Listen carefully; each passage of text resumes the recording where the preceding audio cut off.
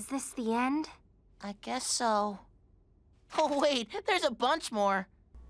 Hello everyone, today I'm going to be going over everything we saw that was important in the episode Buddy's Book. Now there was actually quite a few things, lore-wise and story-wise, that this episode introduced to us or kind of confirmed or made us have more questions. I'll probably be doing a segment like this every week for every new episode we get, so tell me what you think of this. It's pretty unscripted, although I do have some notes that I would like to share with you, because actually there was quite a lot that we learned from this episode, even though it didn't really seem like it, except for a few moments. If there is any moments I missed, you can definitely write that down in the comments below. There are some things that I wasn't really sure if I should put in here, and I kind of left it out, but maybe you guys think they're important, or it's some speculation that you want to make. So let's begin. First of all, some people said, right in the beginning, when we first see Lion and Steven and Connie all going through the teleporting, because that's a power of Lion, one of the sounds that we hear actually sounds quite a bit like the sound we heard from the diamonds and the corruption weapon. So I want to know what you thought. Did you think that was just a coincidence that they sound kind of similar, or you think that's alluding to something that I might mention later in the video? Then pretty soon after that, we see that the librarian is actually a girl that we saw in Restaurant Wars. And we also get to see young Buck Dewey, and I actually hope to one day see all the teenagers as children at one point or another. An interesting little tidbit that we learned in this episode is that Connie is going to be in the 7th grade, which is pretty cool. So she's going to be a middle schooler, and it seems that she's already having to study a lot, which is pretty sad, but you know, she wants to get ahead herself, which is good to see. Once Steven finds the book, we can see that the illustrations of the Crystal Gem Temple, which is probably a fusion, is actually concept art by this guy that named Guy Davis, who actually worked on the show. Next up, I'm going to talk about a big point of this episode, and it's actually about the geography that we see on the map that Pearl gives to Buddy about all the dangerous places, and in fact, it's a very different Earth that we see on here. In fact, we actually got confirmation of a lot of places, where they were, but also we got to see how different the Earth is in this universe. We saw that the Strawberry Battlefield was located in Norway, and you know what, a really cool, interesting tidbit that maybe it was intentional, maybe not, but since all these giant probably fusion weapons were located in this place, it is possible that Norse mythology of all the gods and stuff came from this battle because people thought, gods were fighting there, which pretty much that was exactly what was happening, because really powerful beings were fighting there and lost their lives and things like that. Next, we get to see the crystal gems designs for this episode, hundreds of years ago, and it seems that they were directly taken from the old photograph in Too Many Birthdays, and that means Amethyst had long hair, because if you remember, in that photograph she had her hair like that, so some people were like, how is that possible? But if this is probably not exactly what they look like, but Steven was imagining this, and so because he only knew that photograph, that's why all the gems look like that, including Amethyst.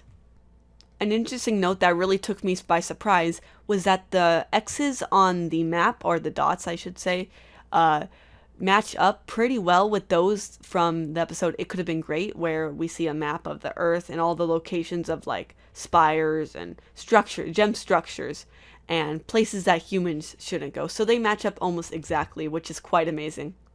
An interesting tidbit is that on the east coast of the US, there's kind of a triangle of locations, which may coincidentally be where the Bermuda Triangle is, and maybe the gems are the ones that started the rumor or the myth to keep people away from that area because it's supposed to be really dangerous and you should not go there, just like the gems said.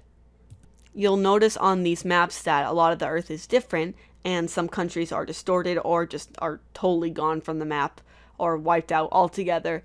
And you can see that there is also a structure in South America that is not present on Pearl's map, but is on the other one that we saw in It Could Have Been Great, which is like, why is that so? There's been a lot of speculation about that, but I haven't really been able to come to an answer at the moment. Some of the structures have been matched up to where they're located, and it's pretty much confirmed that this is where they're located on that Earth, and I will include the confirmed ones right here.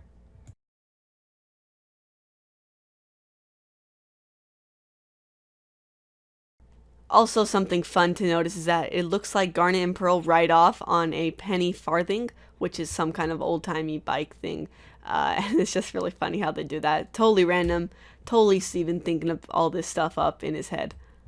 onto something pretty surprising, we can see that the Heaven Beetle's house is different here.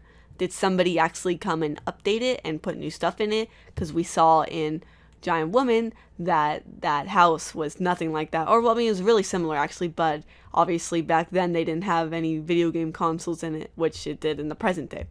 Or maybe Steven was just imagining this and this is how he thought it would look like. But really, why does it have consoles in it? It doesn't make sense once you think about it. Who was putting it in there? One of the other crystal gems? Or did the Beatles make it themselves? Maybe we'll get an answer to that one day.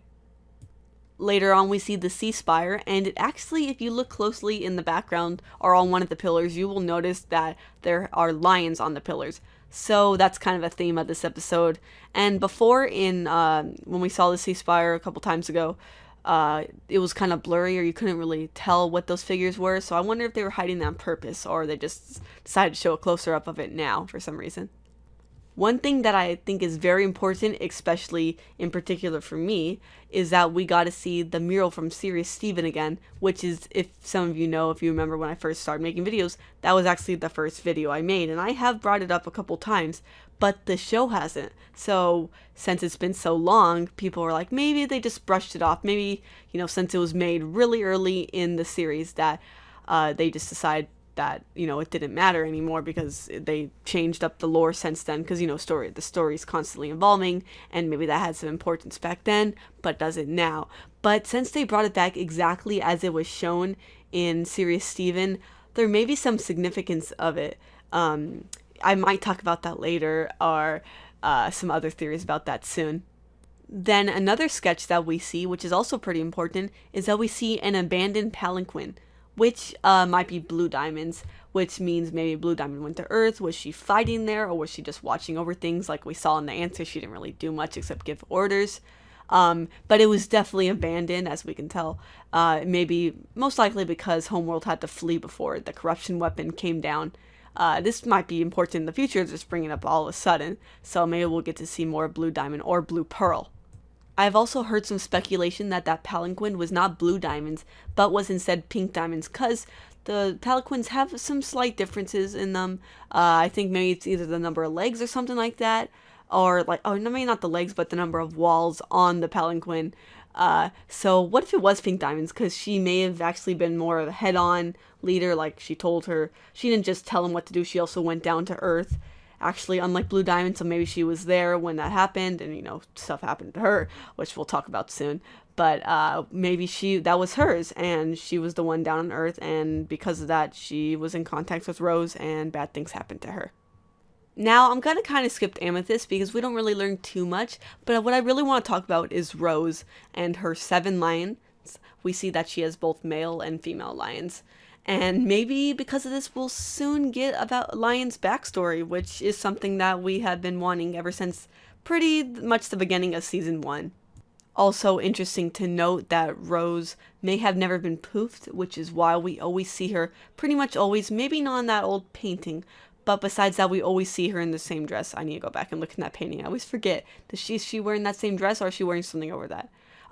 But also, one other thing that I want to mention is, like we've seen a couple of times, like in the extended intro and in some other instances, her eyes are covered, which I wonder why they're doing that with her and not very often with the other gems, especially for the amount of times that we've seen Rose and her eyes have been covered like that. Like, especially before somebody meets her, we always see her with her eyes covered, or, what is she hiding? That's what we really want to know. And maybe we'll learn what she's hiding very soon. Here is a small but very interesting detail. You'll know that the lion that was licking Buddy's face actually had a heart-shaped nose, like the lion that Steven has. Now, is this Steven's lion? That's probably the case, assuming that, this lion has lived for that amount of time. But we only see this lion in one shot, which is really interesting. We see the other 2 male lions, and they have regular triangle-shaped noses. Well, I'm assuming that's regular for lions in this world. But the one male lion that had the heart-shaped nose, we only see once. So were they trying to kind of like hide it a little bit, just for those who are really paying attention? That's our lion. Maybe that was him when he was a lot younger. Who knows? Assuming that that one lion that licked Buddy's face was in fact Steven's lion, we can see that at one point he wasn't magical, which brings up a ton of questions. One of them is, where did Rose keep Bismuth's bubble and all her other stuff? Maybe she just kept it in the castle, sandcastle or something, and she didn't let the other gems know about all that. She had all that secret stuff, because we know she kept a lot of secrets. And when she finally somehow created Steven's lion, she put all the stuff in there to keep it safe from the other gems while she would be gone, obviously, and Steven would take her place. So there are a couple of theories that come up with this, which we may expand more on later, but one of them is that Rose was experimenting on how to heal corrupted or shattered gems, and one of the results that when she worked on one of the lions was the lion that we know that Steven owns, or is his pet at the very least. So, which would explain why that actual sandcastle was trying to, if you remember when he first met Lion, it was trying to save Steven because Rose was kind of in charge of that castle. And, that's where we first met Lion in the first place. So he was waiting all this time for Rose to come back, and instead they got Steven. Of course, he accepts him. Another theory that I like, going back to Pink Diamond once again, is that the shards of Pink Diamond were merged with that lion, and therefore resulting in the pink lion that we all know. So it was just maybe showing, maybe this was a proof of concept that she could merge herself with an organic being. A shard could merge with organic and create something new, which later on we see that, pretty much the same concepts with Steven merging, herself with organic life and making Steven. So maybe she had this idea for a long time, and Lion was a proof of concept. Honestly, what this episode probably proves to us even more now than ever is that there is so much Rose did not tell the crystal gems, and especially Pearl, which is really sad to see because Pearl trusted Rose so much, and it just keeps getting sadder and sadder. The more we learn about Rose, the more we see that she trusted her own team, her own family, if I could say so that much. So I'm also still wondering, one thing that this episode, brings up, makes me think about once again, is the chest in Lion's Mane, and basically Lion himself. The chest in Lion's Mane is the last mystery we have in the main after we learned about Bismuth. So I wonder if that will have Pink Diamond, which is a theory I've heard a lot, in the shards inside. Maybe the remaining shards of Pink Diamond are in that chest. Some went into Lion, and the rest went in there for safekeeping, so nobody would open them. I don't know if Steven will open it anytime soon. He'll probably respect his mother's private property, even though it's technically his now. But he didn't seem to want to open Bubble Bismuth, so I don't know if he'd want to find a way to open the chest unless he was really desperate or something. Maybe he'll end up accidentally opening it, just like with Bismuth, but we'll see in time. And this is a pretty good episode, I think, in my opinion. I love how we learned a lot more about the lore of the world, how it's shaped, and how actual places that we see are not all in the United States. For some reason I was thinking they were, but it really isn't. They're all over the Earth, showing that, the warp pads really are warping them far, which is kind of weird to think about. Like, I thought they were just going to be really close to each other, but in fact, no. Things are actually pretty far spread out across the Earth, which is interesting to see. I hope they get to explore these places more, not just the warp pads, but other places as well.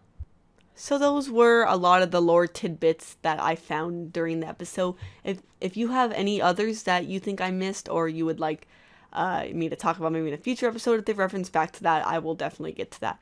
So I just wanted to say thanks for watching, and tell me what you think of this new little series of videos. Instead of doing reviews, I think I'll do this instead. It interests me a lot more than just doing a straight on review. Because I want to, it's like a really nice recap of what we learned during the episode. So thanks for watching.